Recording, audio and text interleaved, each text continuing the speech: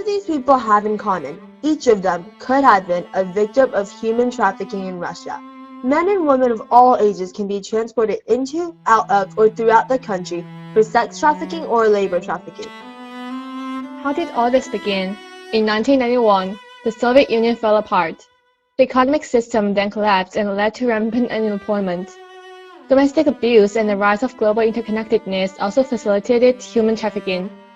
The rise of drug and alcohol abuse led to dysfunctional families and rising numbers of orphans, which in turn led to children getting trafficked.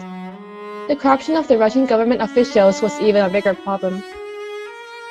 Skyrocketing poverty, men and women are easily tempted by the ads for supposedly lucrative jobs in big cities or foreign countries. The visas and transportation are handled by the traffickers, and then the victims are accompanied till they reach their destination. There, they are sold to another person and obligingly hand over their passports to the traffickers, believing it to be for registering locally. Then the passports are never given back.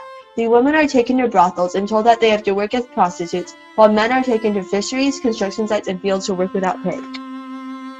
There, they endured horrors such as physical abuse, threats to family, and long hours.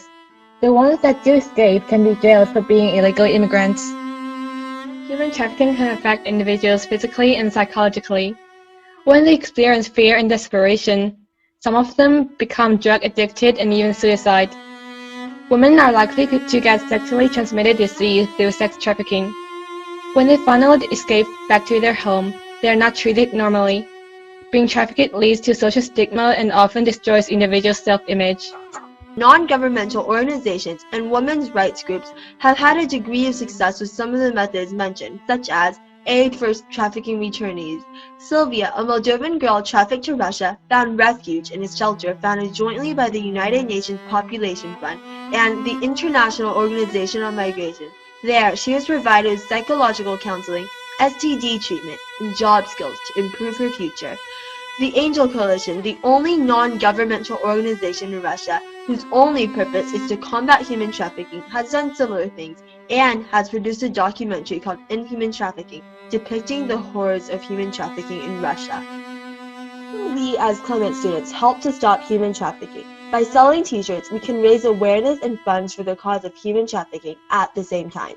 The t-shirts will be blue, representing the color of freedom, with slogans related to human trafficking in Russia on the front and back. These shirts will be $15 each and come with an informational pamphlet about human trafficking in Russia. All profits will be donated to the Angel Coalition. We chose this organization because the documentary it produced, in addition to its efforts to aid victims of human trafficking, poses a long-term solution. So buy our shirts and break the chains of Russia.